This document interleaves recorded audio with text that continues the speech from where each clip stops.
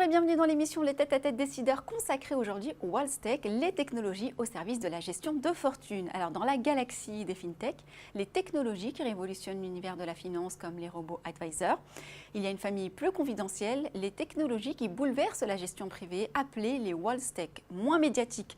Ils n'en ont pour autant pas moins d'impact pour votre gérant de fortune. Ergonomie, rapide, agile et intuitive, automatisation des tâches les plus répétitives, digitalisation et communication, les nouvelles armes secrètes du gérant 3.0.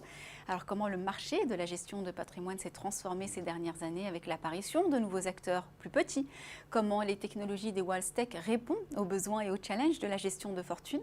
Et quelles sont les innovations que cela suppose? Eh bien, pour nous accompagner sur ce sujet, Pierre-Alexandre Rousselot, fondateur de Keysystem. Bonjour. Bonjour. Merci d'être avec nous. L'occasion justement de vous poser déjà une première question, l'état des lieux des différentes alternatives digitales de la gestion de fortune.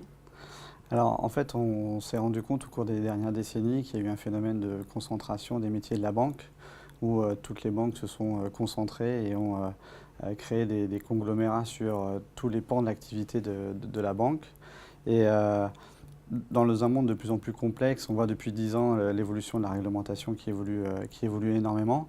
On a eu un phénomène de concentration sur les cœurs de métier de chaque activité, ce qui a du coup créé une redistribution des cartes dans le domaine de la gestion de fortune, avec en même temps une volonté d'émancipation des family office sur plus de contrôle, plus de maîtrise, plus de compréhension, plus de transparence.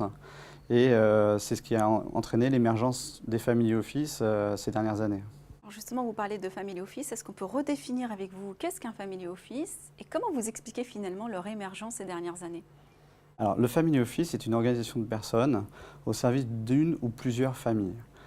Donc il y a deux types de family office, ce qu'on appelle le mono-family office qui est dédié à la gestion de la fortune d'une seule famille, donc c'est en général les familles les plus fortunées, et vous avez des multi-family office qui s'occupent des intérêts de plusieurs familles qui se sont regroupées ensemble et qui ont la même structure pour s'occuper de leurs intérêts. L'intérêt du family office, c'est qu'il est indépendant, qu'il va vraiment s'occuper de la gestion à long terme de la famille et il va intervenir sur quasiment tous les pans d'activités qui peuvent intéresser un client, c'est-à-dire la gestion de fortune, la consolidation patrimoniale, les soucis de transmission, la logistique, mais aussi tout ce qui peut être la philanthropie. C'est par cette consolidation, je dirais, des métiers qu'ils sont du coup très efficaces, très proches de leurs clients, ça c'est vraiment très important, très spécialisés, très proches, très local. C'est ce qui entraîne du coup leur émergence et que les clients fortunés se retournent vers eux de plus en plus. Alors vous êtes vous-même le fondateur d'une entreprise qui s'appelle Keysystem. Comment vous intervenez à titre personnel auprès de ces family office? On intervient en tant que partenaire expert sur tous les aspects liés à l'organisation des family office. C'est-à-dire qu'ils ont des problèmes, souvent des tâches très chronophages, et ils vont venir vers nous parce qu'on est autant dans leur domaine d'activité et spécialisé dans la digitalisation. Et on va vraiment chercher à optimiser toutes leurs différentes tâches du quotidien. Ça va aller des tâches du quotidien jusqu'à l'organisation des réunions avec la famille qui peuvent être sur une fréquence mensuelle.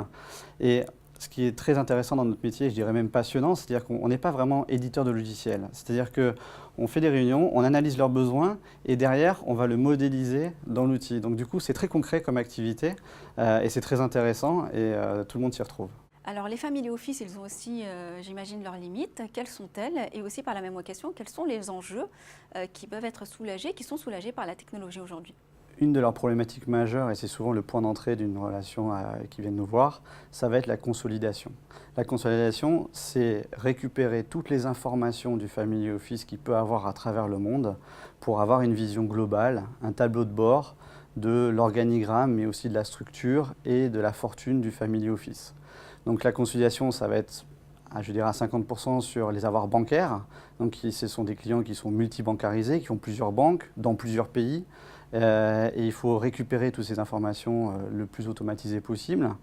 Et il y a aussi toute la partie, les avoirs, ce qu'on appelle non financiers, surtout les biens immobiliers, mais il peut y avoir aussi de l'art ou des voitures ou des bateaux.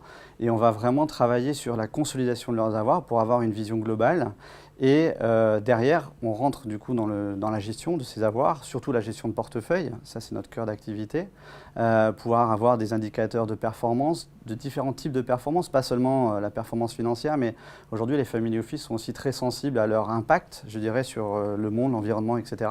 Et donc on va pouvoir travailler avec eux sur des indicateurs dédiés, spécifiques, pour vérifier que leur action va dans le sens dans lequel ils ont envie d'aller. Comment vous faites aujourd'hui pour adapter toutes vos technologies aux acteurs qui sont, pour le coup, moins technophiles? Alors, ça passe par un processus qu'on a mis en place et par aussi notre équipe. On a la chance dans notre équipe d'avoir des ingénieurs, entre autres, qui ont fait des études dans les sciences cognitives. Donc, c'est vraiment des nouveaux métiers de l'ingénierie qui sont autant technologiques que sur les études d'impact sur nos cerveaux. Et je dirais, tout part d'une idée, que ce soit la nôtre ou celle d'un client. Dès le départ, cette idée, on va la confronter en interne et avec nos utilisateurs pour vérifier si elle couvre bien un champ d'application. À partir de cette idée, on va formaliser le besoin. Derrière, on va rentrer dans la phase que j'apprécie le plus personnellement, c'est la phase d'exploration, de conception. Donc on va vraiment, c'est très visuel, on va faire des écrans, on va faire des maquettes et on va vraiment réfléchir à la meilleure solution par rapport à cette idée. À partir de là, on va sélectionner une solution en interne, on va la mettre en place comme si c'était vrai, donc quelque chose de très utilisable. On peut cliquer dessus, c'est interactif, donc l'utilisateur il peut vraiment vérifier le fonctionnement par rapport à son idée de base. On la présente à nos utilisateurs qui nous font des retours et si tout ça c'est validé, on passe en processus de développement. Du coup, ils sont vraiment intégrés dans toutes les petites étapes de notre développement et c'est très intéressant et on s'y plaît beaucoup. Les projets et perspectives pour l'avenir? Alors, ils sont nombreux. Depuis plusieurs mois, on a été sélectionné par un accélérateur de société chapeauté notamment par Xavier Niel. Donc pour nous, d'intégrer cet univers d'innovation, c'était vital. Vital pour plusieurs points. Déjà, participer à l'écosystème. Là, nous, on est dans les fintech, mais on est dans un incubateur où il y a aussi des technologies médicales, sur l'environnement, etc. Donc, voir ce que les autres font, comment on peut aussi l'appliquer à la finance, ça c'est très intéressant. Ça nous a permis aussi de structurer notre recherche et développement. Donc, on a vraiment mis en place des processus adaptés sous les conseils aussi de la structure. Et à partir de là, on a dédié 18 axes de développement pour l'année 2018 et je dirais que je serais ravi si on arrive à les réaliser pour cette année. Donc on vous revoit l'année prochaine alors, dans cette même émission. Avec plaisir.